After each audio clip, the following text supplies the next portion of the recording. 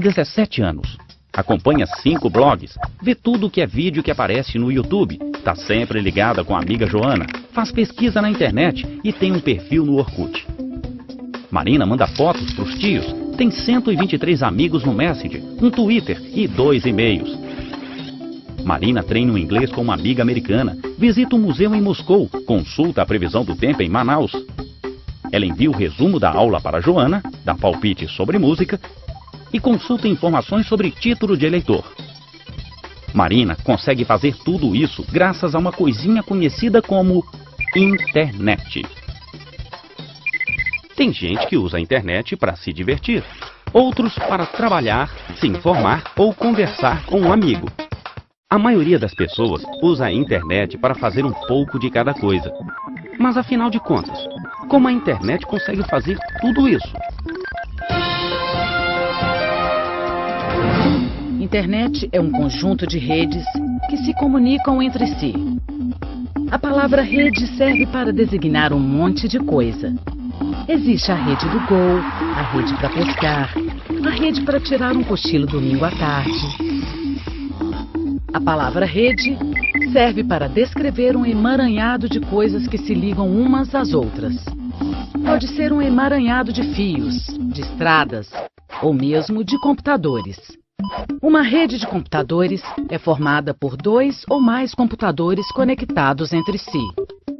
Computadores ligados em rede podem se comunicar, compartilhar textos, um programa ou mesmo uma impressora.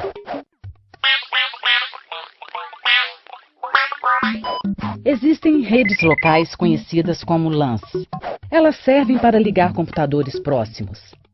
A família da Marina, por exemplo, são 6 pessoas, 2 cachorros, um papagaio falante. A família tem 3 computadores e uma impressora. Os computadores estão em rede.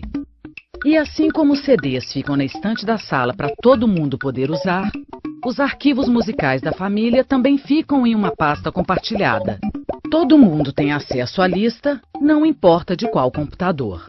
Marina e a família também podem compartilhar textos, fotos, vídeos e podem usar a rede local para trabalhar juntos. A ideia de uma rede que pudesse conectar um computador a outro surgiu na década de 50. Naquela época, os computadores só conseguiam fazer uma tarefa por vez. Eles eram enormes, caros e ficavam guardados em salas separadas. Os programadores não podiam trabalhar diretamente no computador. Eles tinham que trabalhar manualmente. No final da década de 50, começaram as experiências para permitir que programadores pudessem trabalhar ao mesmo tempo no mesmo computador. Ainda não era a internet. Mas aquela pequena rede local introduziu um dos conceitos básicos de toda a rede: a capacidade de compartilhar um computador com vários usuários. Mas eu diria que a história da internet começa mesmo em 1957, quando a União Soviética colocou no espaço o primeiro satélite artificial, o Sputnik. Naquela época, o mundo estava dividido em 2 grandes blocos: os americanos de um lado e os soviéticos de outro. Eram os tempos da Guerra Fria, e um ataque pelo ar era uma ameaça constante. Mas o que toda esta história de guerra tem a ver com a internet? Tudo. Por causa do Sputnik, os americanos criaram a ARPA, a Agência de Projetos Avançados de Defesa. O objetivo era superar os soviéticos no quesito tecnologia. Uma das tarefas da agência era criar uma rede com vários computadores que pudessem trocar informações através de conexões independentes. Com isso, o governo americano queria evitar o risco de perder informações, caso parte da rede ficasse inativa. Surgia aí outra ideia base da internet: a descentralização. Mas como isso funciona na prática? A internet é formada por milhares de computadores ligados entre si. Para que eles se comuniquem, precisam ter uma conexão. Para ter uma conexão, precisam de um provedor de acesso. Provedores são empresas que garantem o acesso de um computador à internet. Conexão entre um computador e o resto da rede pode ser feita por linha de telefone, ondas de rádio, cabos, entre outros. A internet não tem dono, nem governo. Também não existe um computador central. Assim como uma pessoa pode usar caminhos diferentes para ir de um lugar para outro, a informação pode chegar ao destino através de caminhos diferentes. No caso de um cruzamento, uma pessoa pode usar as placas para se orientar e escolher o caminho mais rápido. No caso da internet, esse papel cabe ao roteador. Roteadores são uma espécie de computador especializado em realizar a comunicação entre as várias redes que compõem a internet. Ele analisa cada pacote de informação e decide o melhor caminho até o destino. Pacote? Afinal, nós estamos falando de computador ou de uma fábrica de biscoito? A informação viaja na rede em forma de pacotes. Quando uma pessoa manda um e-mail para outra, o roteador divide esse arquivo em pacotes. Cada pacote tem uma parte da mensagem. O roteador pode definir um trajeto diferente para cada uma destas partes. O computador do destino reúne todos os pacotes e reconstitui a mensagem original. Esses pacotes não têm biscoitos, papel higiênico ou jornais. Apenas códigos matemáticos. O ser humano precisa de um tradutor que consiga transformar esses pacotes cheios de códigos em fotos, vídeos, e-mails.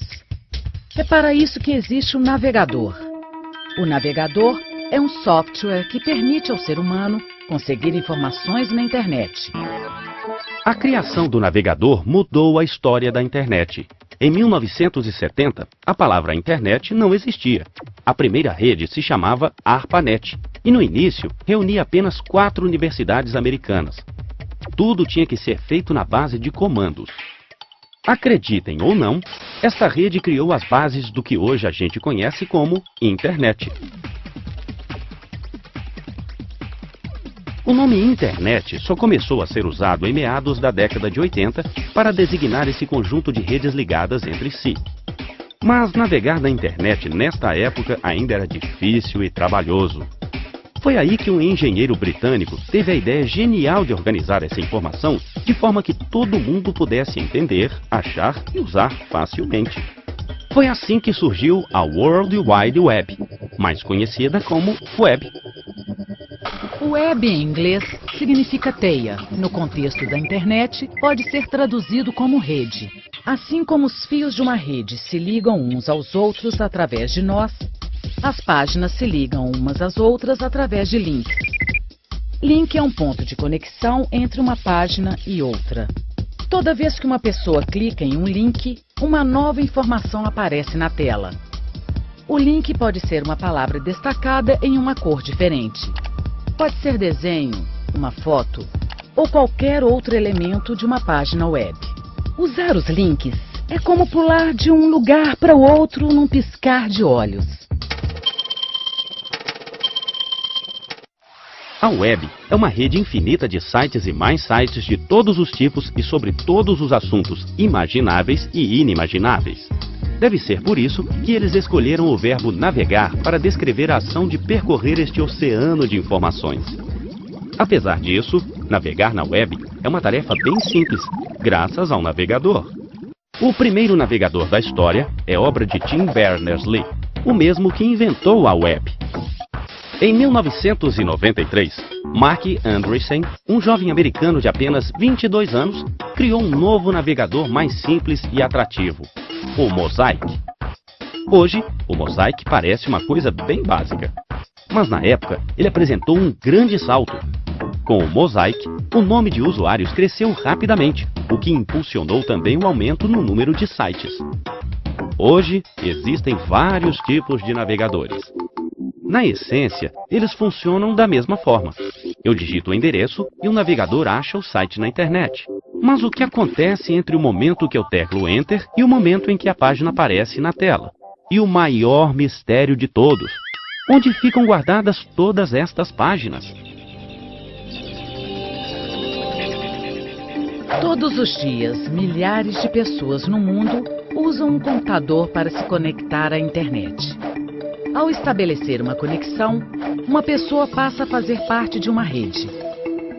Esta rede está ligada a outras redes, que estão ligadas a outras redes, que estão ligadas a outras redes. Bem, você entendeu, né? Cada máquina conectada na internet tem um endereço único, o IP. Um endereço IP típico se parece com isto. Assim como o endereço serve para localizar uma casa em um bairro ou cidade, o IP serve para localizar um computador em uma rede. Alguns destes computadores são conhecidos como servidores.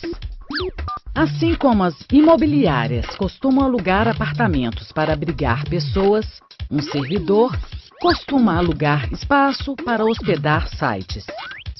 Não existe apenas um servidor, mas vários distribuídos pelo mundo todo.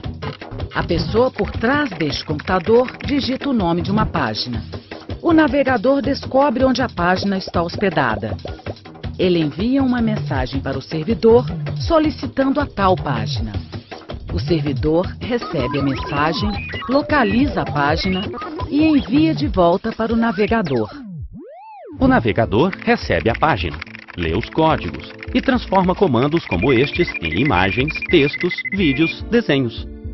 Tudo isso em questões de segundos.